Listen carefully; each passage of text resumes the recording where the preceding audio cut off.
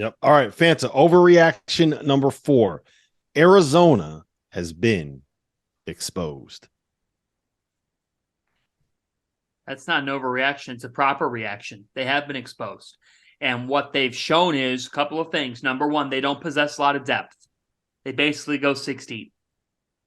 And number two is if you get up in Kerr Kriisa and Courtney Ramey and guard them and pressure them and really pressure the ball, and you say, you know what? Azuolas Tubelis is a great player. He's going to get his. He's going to get his. Kind of like Zach Edey's getting his, guys.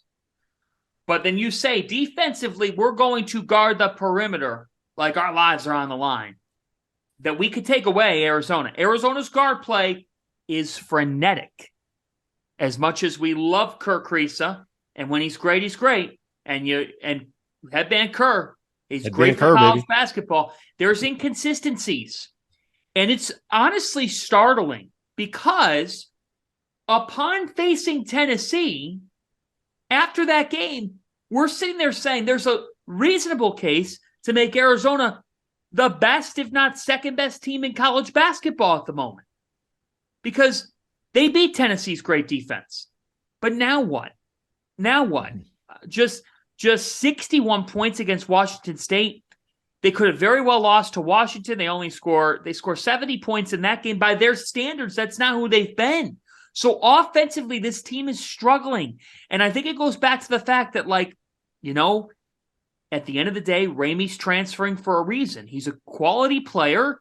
Kerr Kriisa is a quality player, but he can be up and down. Their backcourt doesn't have total elite consistency. And in the Pac-12, a league with, at the end of the day, quality coaches that are better than one might think, teams are going to expose you. And I think that's what happened here with Arizona. So let me catch up here. So Washington State pressured the ball. That's what happened. And they made those guys struggle.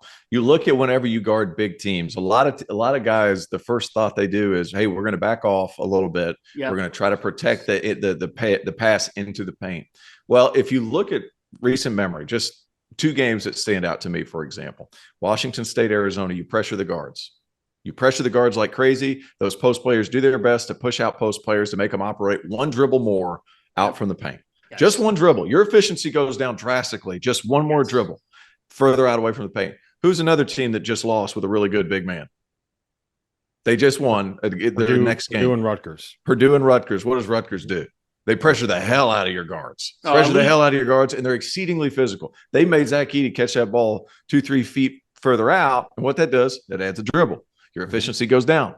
That's kind of where I'm at when it comes to that. So there is a method to that madness. Now, it's not easy to guard Kerr Kriisa, 94 feet or whatever. It's not easy to guard Courtney Ramey 94 feet. But what you can do is you can pressure some of these passes into the post and push them out. If they're just a little bit off, it screws up timing. Yes. And Arizona, who plays at that pace, you screw up their timing, it slows them down to a point to where they might be a little uncomfortable. And can I say something about Kerr Kriisa's headband? That's not a headband. That's one of those volleyball players I have to keep my hair down. He mixes it up. He needs to put a regular headband on.